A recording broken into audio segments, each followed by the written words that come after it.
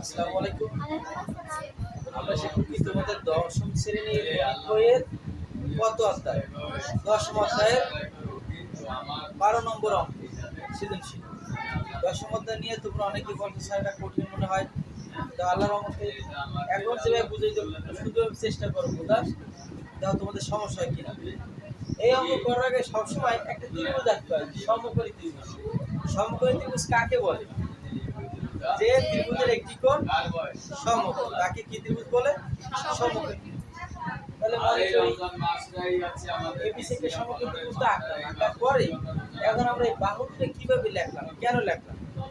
আমরা প্রশ্নে দাও নির্ণয় করতে বলছি কি জানো? দেয়ালের উচ্চতা।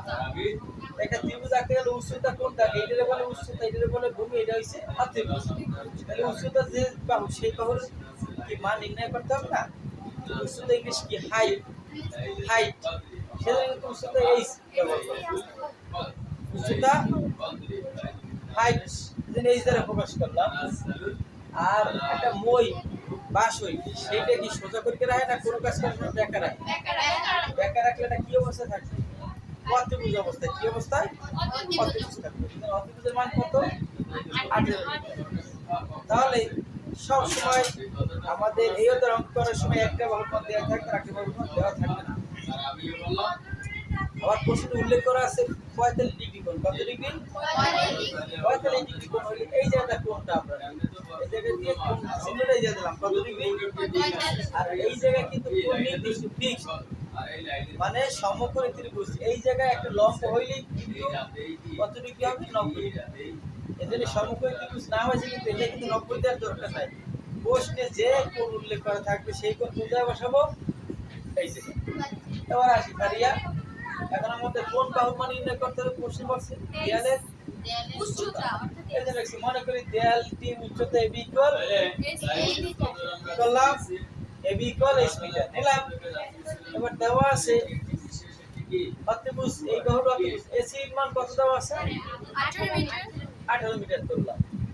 এবার কোন বিন্দুতে? সি বিন্দুতে উন্নতি কোণ। সি বিন্দুতে উন্নতি কোণ করলে কত ডিগ্রি? এখন কোণের সময় যে এই তিনটা অক্ষর লিখছি, কোণ যে অক্ষরের কাছে সেই অক্ষর কত বসে? মাঝে বসে।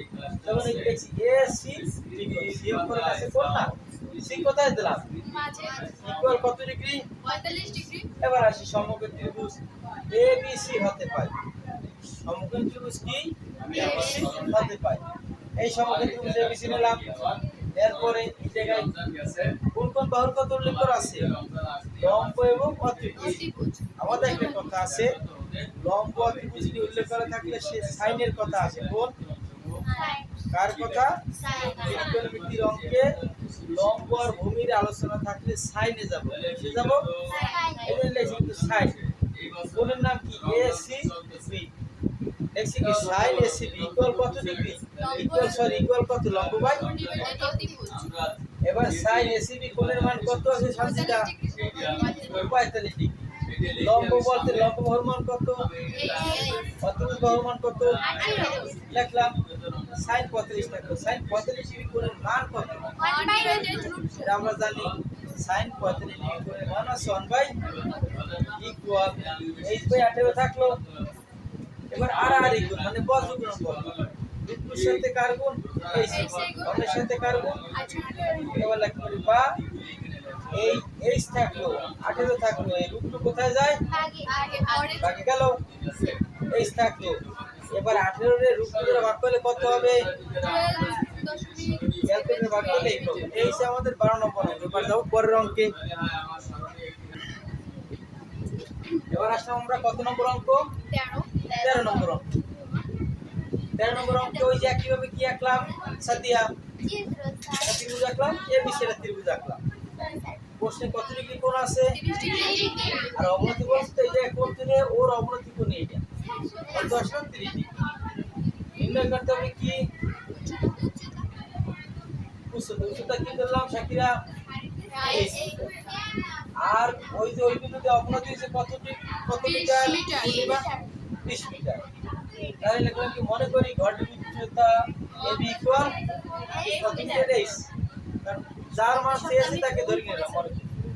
এবার দেওয়া আছে কি? অতিভুজ এসি এই বাহুটার নাম কি বলবা? এ আর সি ইকুয়াল কত? ইকুয়াল একেবারে সি বিন্দুতে অবনতি কোণ এসি বি ইকুয়াল কত ডিগ্রি? এবারে আসি সমকোণ ত্রিভুজ এবিসি হতে পাই তাই সূত্র কি? লম্ব আর অতিভুজ নিয়ে আলোচনা না, সেদিনে কি সাইন লম্ব বাই অতিভুজ। সাইন কত ডিগ্রি মান এটা? কোথায় পাইছি? চিত্রে আছে, মানে প্রশ্ন থেকে চিত্র তৈরি করছিলাম। লম্ব বলতে এই অতিভুজ বলতে 20 মিটার। সাইন 3 ডিগ্রি কোণের মান কত? ইকুয়াল h বাই, এবার কি আর আর গুণ না, তাহলে 2 এর সাথে কার গুণ হবে? আর 1 এর সাথে 20 এর গুণ। h থাকলো, 2 কোথায় যাবে জয়া? ঘরে যাবে। 2 20 এর মধ্যে কতবার যায়? 10 বার। তাহলে কত পাইছি নিকার রেজাল্ট? একটু বোঝা গেছে? ধন্যবাদ তোমাদের সকলকে। তোমাদের সকলের সুস্থতা কামনা করে এখানে বিদায় নিচ্ছি। আমি এসএম জাকির মোহাম্মদ। আল্লাহ হাফেজ।